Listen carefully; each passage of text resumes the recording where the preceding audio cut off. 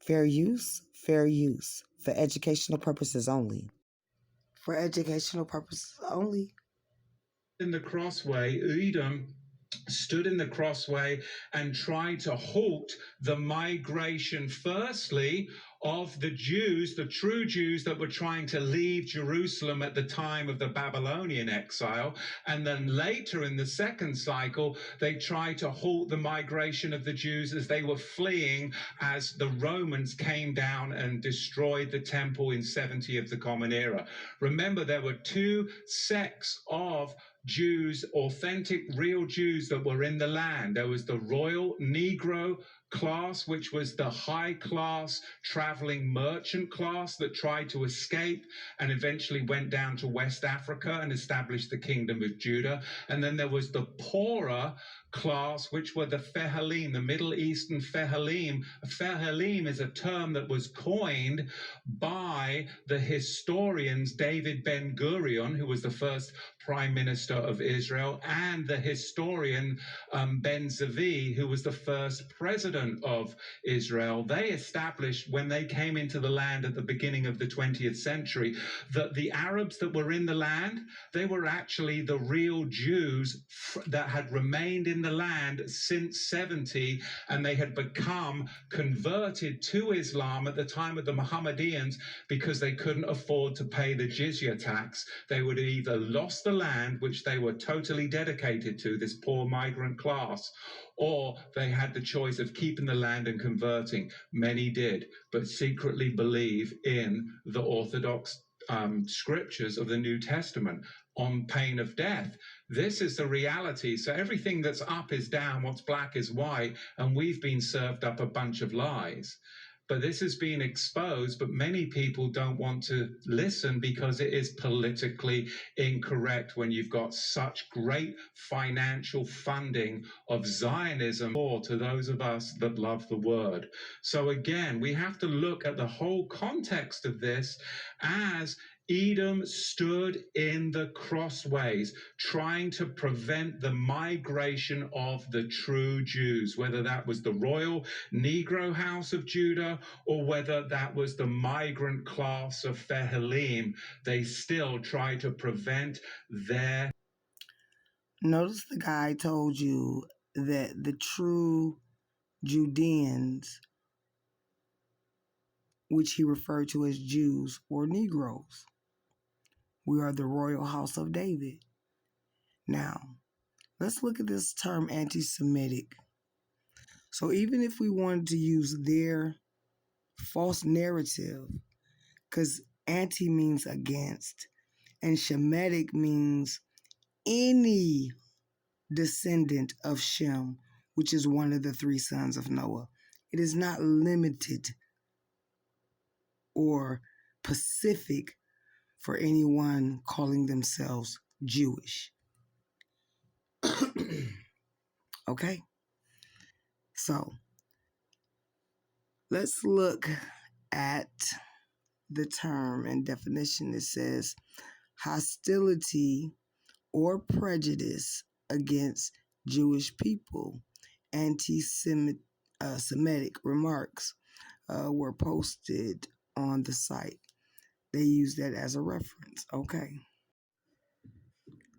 Okay, we are at the Library of Congress.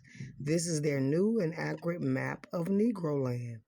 Now, the royal, regal class, which are Negroes, we descend from King David. I'm also going to take you next to the Jewish encyclopedia to prove those things. So, when we scroll down,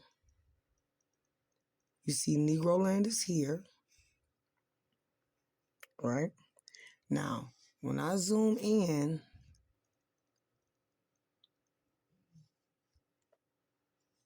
this area right here says Kingdom of Judah, or from the French, Ouida, Slave Coast. This is where they took us. They knew that we were the tribe of Judah, that we were the Sephardic Judeans who got kicked out of Spain and Portugal. Even the name Negro originated from Spain and Portugal.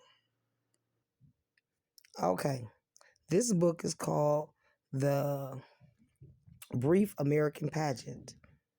Okay? Now, this is written in Old English. It says, Negroes just arrived in the ship William, right? So they knew who we were.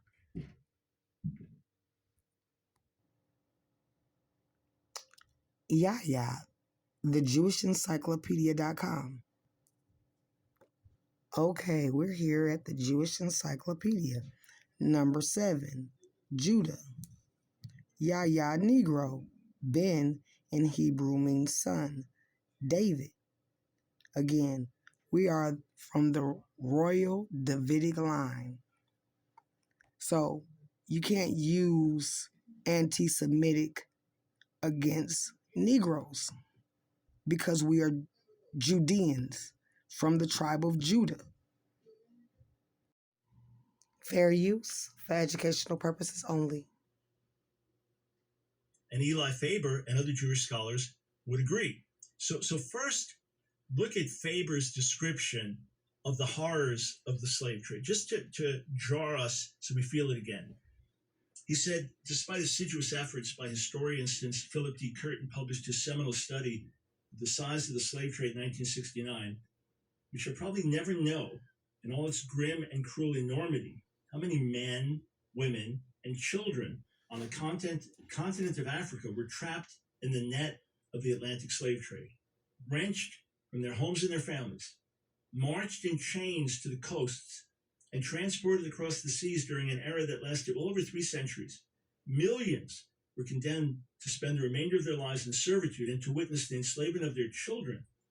Many more did not survive the Atlantic crossing, perishing instead on vessels swept by disease or from a profound depression that the historical record tells us frequently sees many of the captives in its grip. Still others died within a few years of arrival, toiling on the plantations and in the mines of Europe's colonies in the Western Hemisphere. So Faber paints a picture, drastic picture of the horrors of the slave trade. And all that is, they're just words. Who can imagine how horrible it was, how terrible it was, how evil it was? What kind of role did Jews play? And what's the secret that is being covered up? That's what we really need to know. So I'm going to continue to quote from Faber, again, just a top scholar in the subject and a highly reliable book. This is what he says. That Jews participated in the slave trade, sometimes by investing in companies engaged in it, sometimes as the owners of slave ships, and that they owned slaves when they settled in the Americas, are matters that have been known from a substantial body of works produced by Jewish historians. In other words, there's no secret. This is nothing that's been covered up. This is nothing that's been hidden. This is nothing that the Jewish community hasn't talked about openly and documented even for a couple of centuries. And you can go to a standard Jewish reference book like Encyclopedia Judaica, dozens of volumes, look up the lengthy article on slavery and the slave trade. It'll lay things out. There's no secret to that. But here's the long and short. Okay. See, there's no secret that they are the real anti-Semites. We are Negroes from the royal house of David.